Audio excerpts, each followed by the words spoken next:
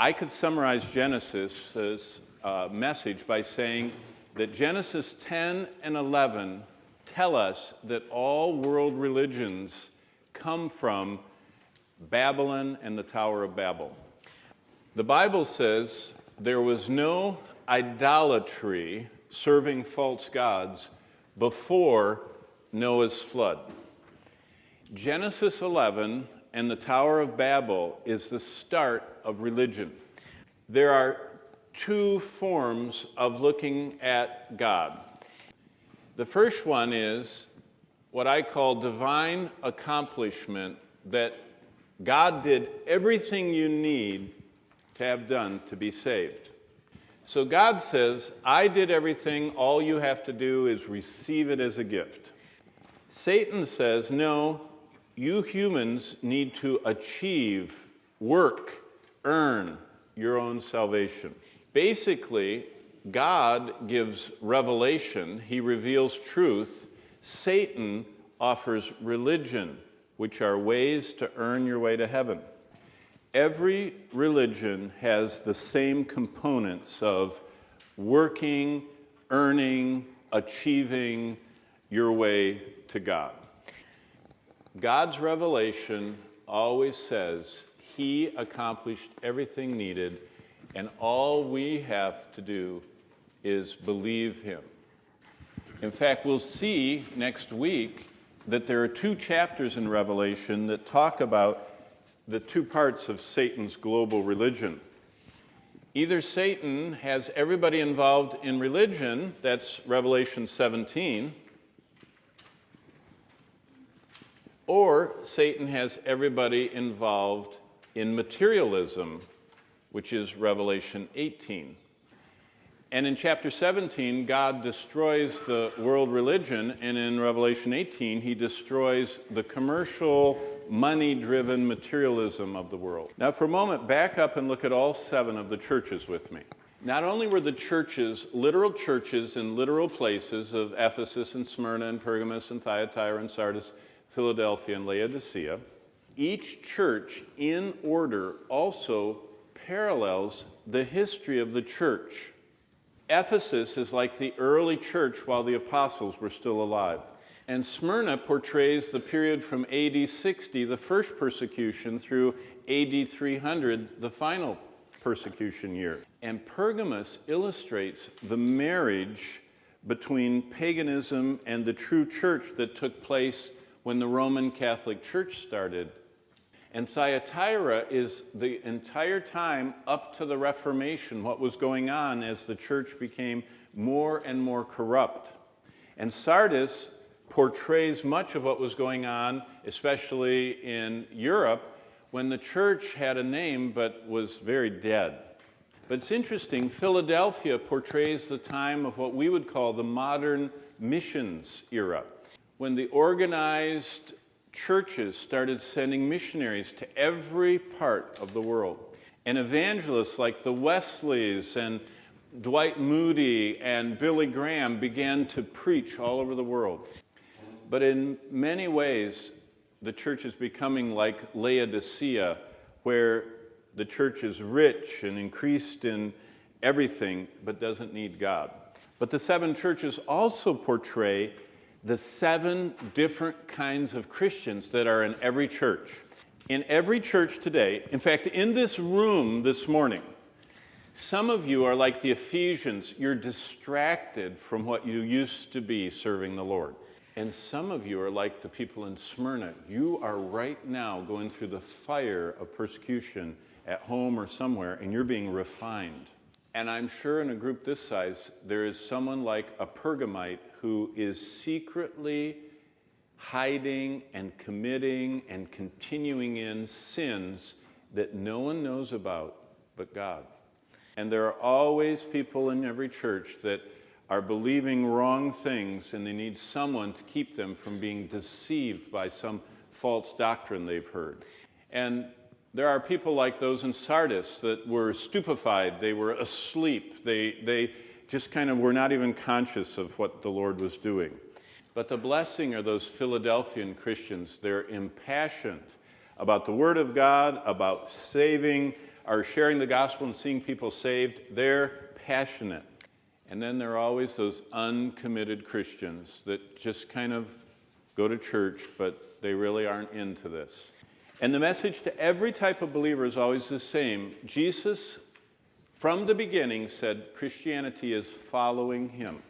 And Ephesians 2 tells us Satan's always empowering the lost people of this world to go his direction. And one of the most interesting things is that all world religions have an element that denies the reality of a creator God that we're responsible to. In fact, who do you think invented the idea of evolution? See, Satan wants to put God way out in the distance so you don't have to worry about ever meeting him. Now, I put that address up there once more because from this moment onward, if you haven't downloaded the notes, it's going to be too fast for you to write down. Basically, the church at Pergamos tells us how Satan entered into what we would call Christian religion. The last epistle John wrote, 1 John chapter 5, says, "Church, beware of idols."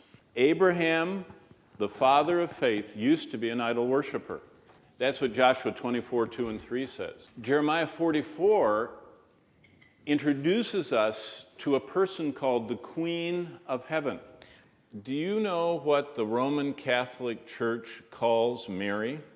Mary, in the Vatican in Rome, is portrayed and called the Queen of Heaven. And she sits next to Jesus and tells him what to do. Where would that have come from? Well, in the time after the flood, there was a woman called Semiramis. And she had a son who was killed by wild animals, and his body was all torn up. And she mourned him for 40 days. And at the end of 40 days, he rose from the dead. And by the way, her son was divinely conceived. A sunbeam from the sky touched her, and she bore a son. And that son died, and he was buried and mourned for 40 days. And after 40 days, he rose from the dead. Have you ever heard of the Christian holiday called Lent? In fact, in Brazil, they celebrate part of this in something called the Carnival. There's a celebration called Mardi Gras, which means Fat Thursday, before Ash Friday, which starts the 40 days leading up to Easter of Lent. And every Roman Catholic church in the world follows that schedule. Have you ever wondered where the beads of the Roman Catholic Church and the robes of the Roman Catholic Church and the candles of the Roman Catholic Church and all of the pope headdresses that the popes wear on top of their heads, have you ever wondered where all that stuff came from? There was a time when the church was just what you read about in the New Testament. After Diocletian almost destroyed the church for those persecutions where he killed the pastors, destroyed the buildings, and destroyed the Bibles, Diocletian retired. He couldn't destroy the church, so he quit. He had a real problem. He would send his Roman legionnaires, they would round up all the Christians, they'd take them to the edge of the cliff, they would get them on the edge, and the Christian would turn and say to the soldier, "I'm going to heaven. Are you?" And he'd push him off.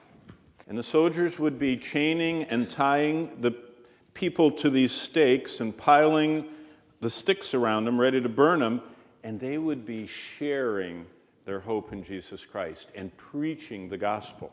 And by the time of Constantine, the next emperor, they were losing ground. Their soldiers were becoming Christians. And Constantine said, "Hey, if you can't beat them, join them." Rome had a concept called pantheon. Pan means all in Greek, and theon means gods. And in the center of Rome, if you ever go there today, there is a pantheon still standing, a building. And all the way around the pantheon, there were little places for every god of every people and every country that Rome ever conquered, and they just took their god and put it in that building and said, worship all of the gods. So Rome had a religion from coast to coast, the whole empire. Worship all the gods of all the different countries, but the emperor was the top god.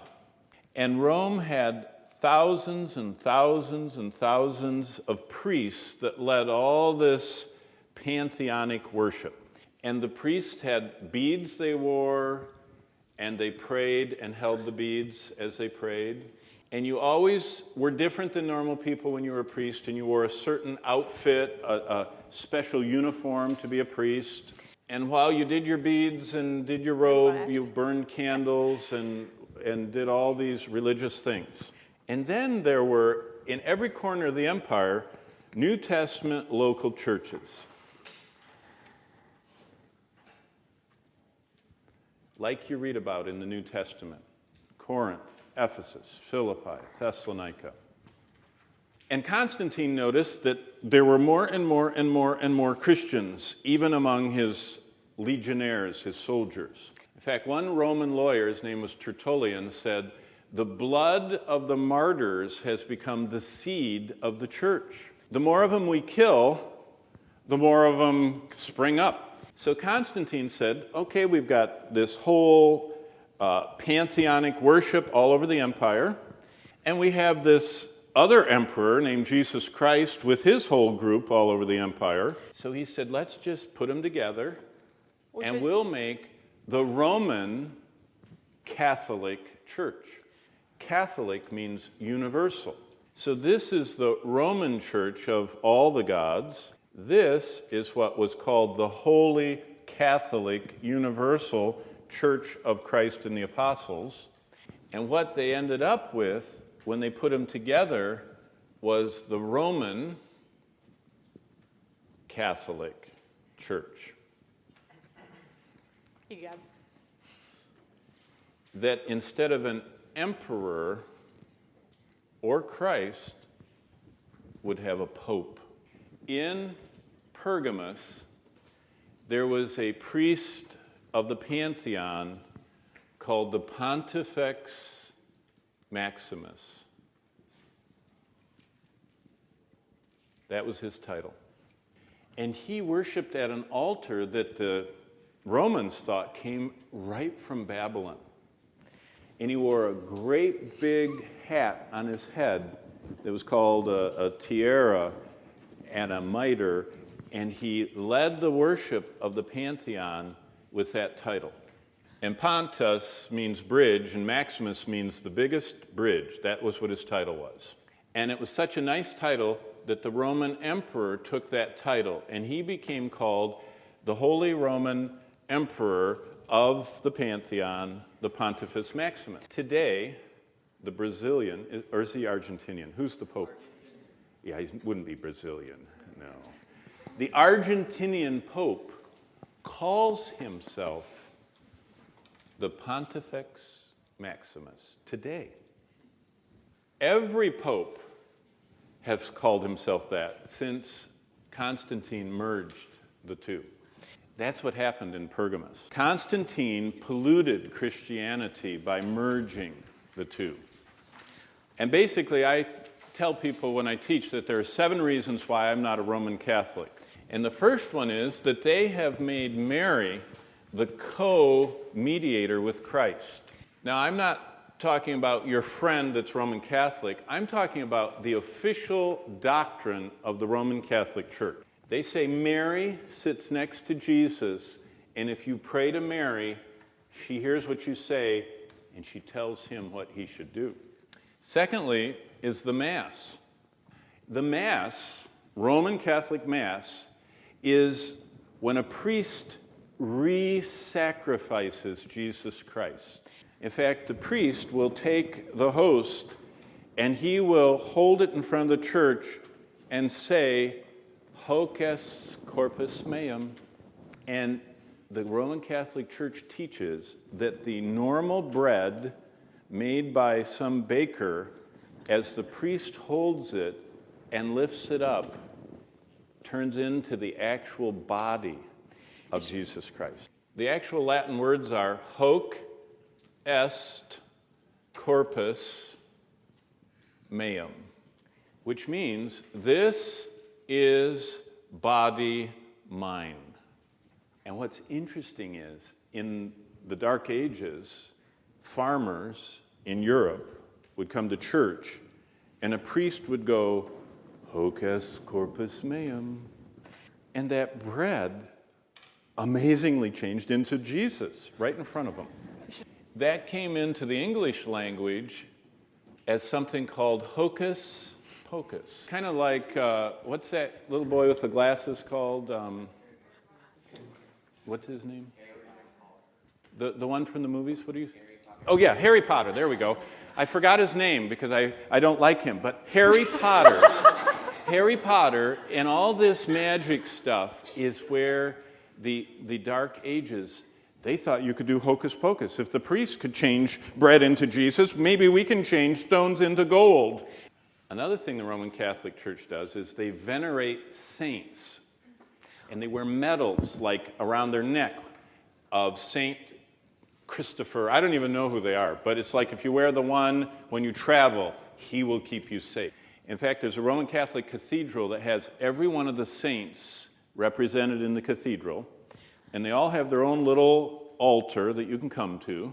And if you pray at this altar to St. George, he will make sure your son, who is in war on the other side of the world, is safe during the battle if you will pray to St. George right here. The Roman Catholic Church ascribes to Mary and the saints the ability to be omnipresent.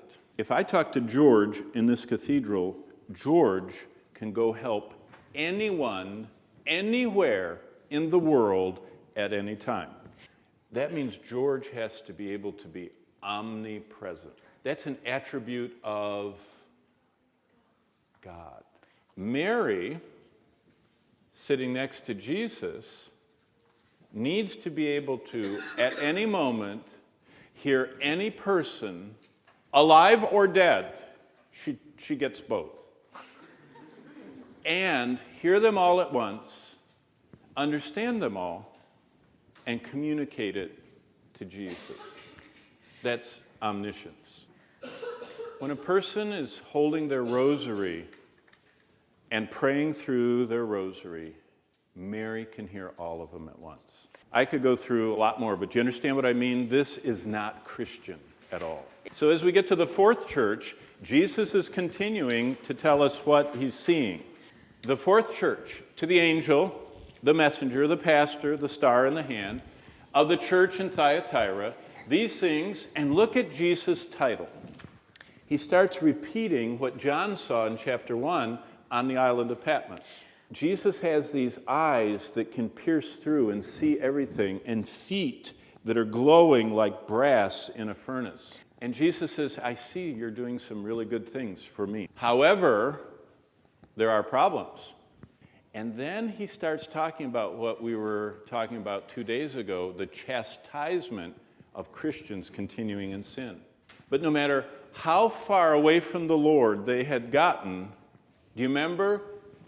But to you I say, and the rest, as many as not known, he says, I am telling you, you can come back to me at any time. And then look how he signs every letter. He that has an ear, hear what the Spirit is saying to the churches. What he's saying is we have a choice every day. We can repent, we can come back, and we can serve Christ or not. Now, Thyatira was a very hard place to live for Christ.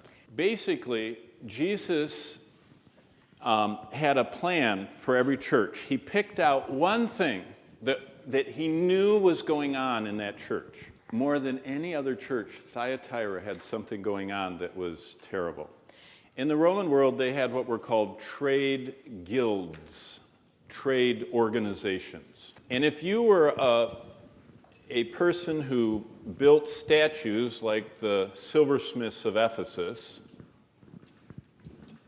that made little images of the gods, You were part of like what we would call today a union, a trade organization that worked together. They were called guilds or unions. It's still that way in America, the idea of trade guilds and unions. If you're a carpenter and you build houses on your own, you could charge $20 an hour, but if you're part of the guild or the union, you would get $50 an hour. So which one would you like if you're raising a family? Do the same work, and you get 2.5 times as much for the very same work.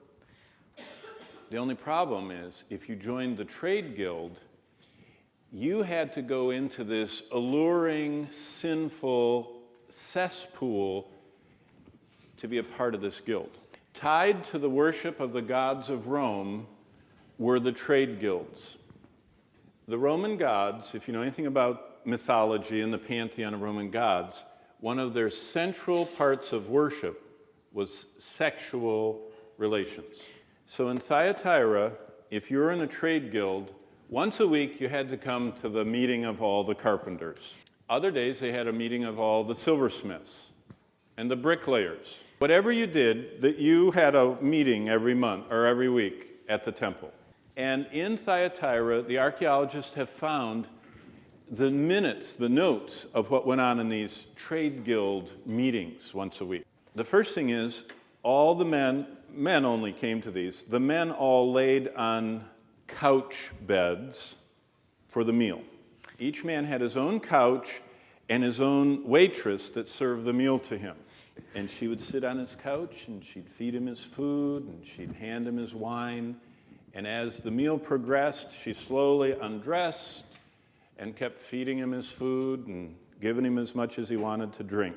If you were a carpenter and wanted to earn more money, you got to lay on that couch once a week with that pretty slave girl who would feed you and give you as much wine as you could drink and anything else you wanted.